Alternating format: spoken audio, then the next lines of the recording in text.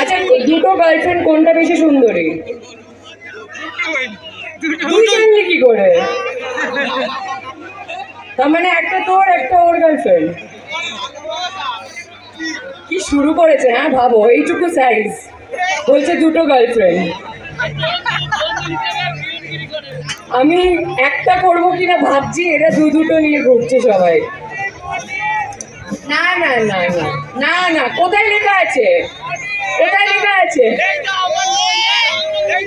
কোথাও লেখা নেই তো যে আমি কারোর সাথে আছি। আমি যতক্ষণ না বিয়ে করছি, আমি জানি অনেকে আছে যারা অ্যাকচুয়ালি আমাকে খুব ভালোবাসে, মন থেকে ভালোবাসে, খালি বলার জন্য নয়।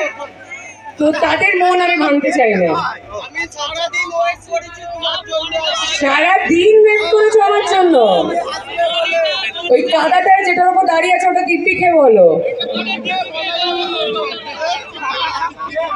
আচ্ছা, তোমরা এই যে যার দুটো গার্লফ্রেন্ড, আমি তাকে জিজ্ঞাসা করতে, হ্যাঁ তুমি লাল গেঞ্জি, বুঝতে পেরেছি। তোমার নামটা বলো।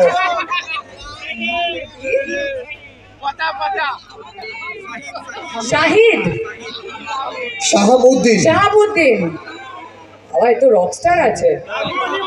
বলছি, হ্যাঁ কিভাবে প্রপোজ করেছিলে? দুজন একসাথে পটে গেল, এটা জানতে হবে তো। তুমি সামনে এসো, ওকে একটু ভিড় থেকে এগিয়ে আনো। আরে সবাই তো শিখতে চাইছে এটা কিভাবে হলো। যাদের বিয়ে হয়ে গেছে তারা আবার পুরোনো দিনে ফিরে যাচ্ছে। সবাই একটু ওর সাইজটা দেখো আগে। দুটো গার্লফ্রেন্ড নাকি? ওর সাইজটা দেখো। ওকে তো দেখে